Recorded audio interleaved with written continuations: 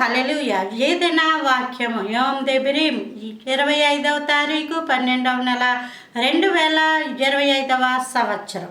మన దేవుడు ఇస్తున్న చక్కటి మాట. అపోస్తలుల కార్యాలు 28వ అధ్యాయము 31వ వచనం.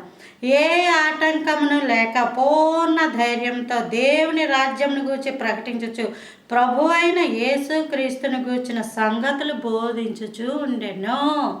ఇది క్రిస్మస్ నెల, ఇది క్రిస్మస్ రోజు.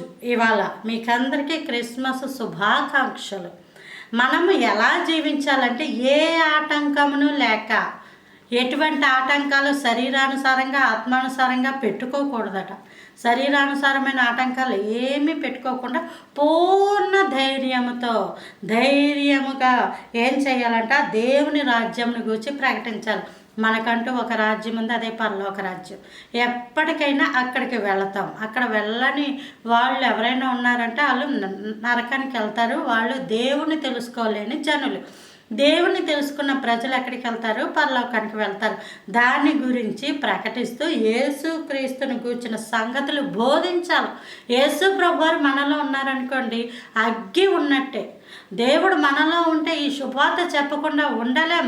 ఎవరికైనా ఒక మంచి అద్భుతం జరిగిందనుకోండి, గవర్నమెంట్ ఉద్యోగమే ఎవరికన్నా పొందుకున్నారు అనుకోండి, వెంటనే రోడ్డు మీద వెళ్ళి వాళ్ళని కూడా పీసేసి గవర్నమెంట్ ఉద్యోగం వచ్చిందని చెప్పుకున్న వాళ్ళు సంతోషం ఉంటుంది. అలాగే దేవుడు నమ్ముకున్నామంటే అంత సంతోషకరమైన వార్త అది.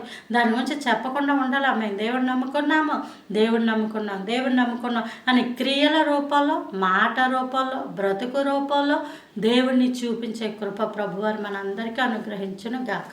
Praise the Lord. ఆమేన్.